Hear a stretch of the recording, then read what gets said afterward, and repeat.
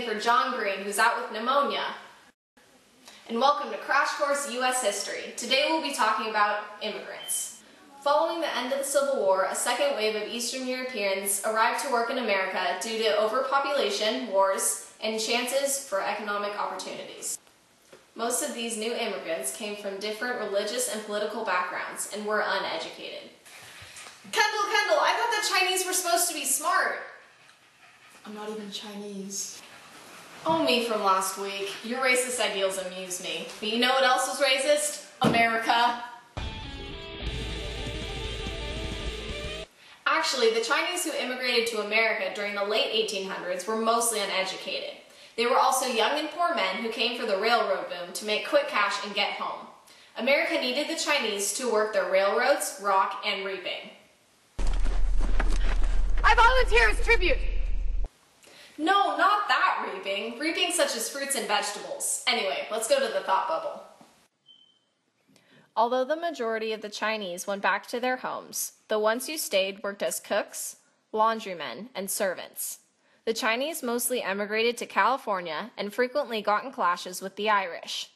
During the first wave of immigrants, the Irish took all of the low-paying jobs. So when 75,000 Chinese came over, competition for labor began. Irishman Dennis Kearney fired up the Irish against the Chinese in San Francisco. They argued that the Irish needed more money than the Chinese because the Irish were beef eaters and the Chinese were rice eaters. It doesn't matter anyway, because America, as the racists we are, passed the Chinese Exclusion Act, which forbade Chinese immigration to America. Thanks, Thought Bubble. During the first wave of immigration, America was invaded by democratic, Protestant, educated people from the northwestern Europe. This time, the new form of immigration was from the South and Eastern Europe, such as Poland, Italy, and Greece. Mostly, they came from non-democratic traditions, were Catholic, uneducated, and poor.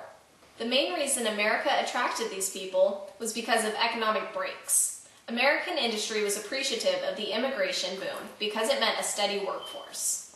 The Jews went to New York City, and they were unusual because they came from cities in Europe and brought their city skills with them.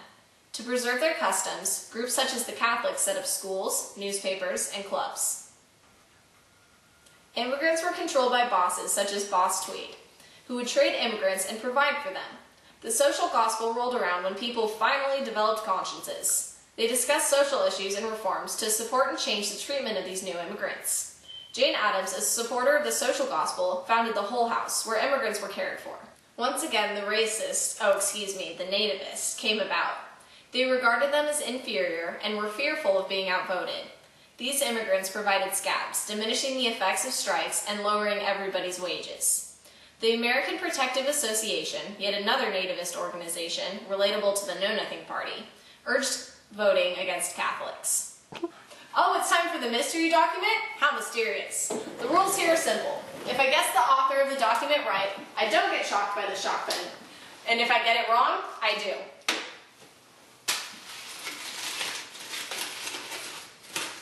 Whereas in the opinion of the government of the United States, the coming of Chinese laborers to this country endangers the good order of certain localities within the territory thereof. Well, since it says government of the United States and Chinese laborers, Stan, I'm going to have to go with the Chinese Exclusion Act of 1882. Yes! And that's all for this episode of Crash Course U.S. History. I'm Kendall.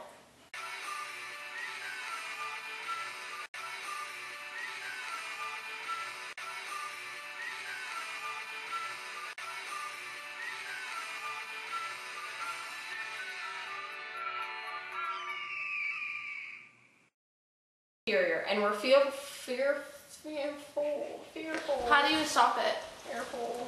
There's a button on the side. You press it. I'm done. You got the Moral support. I don't know how to work this.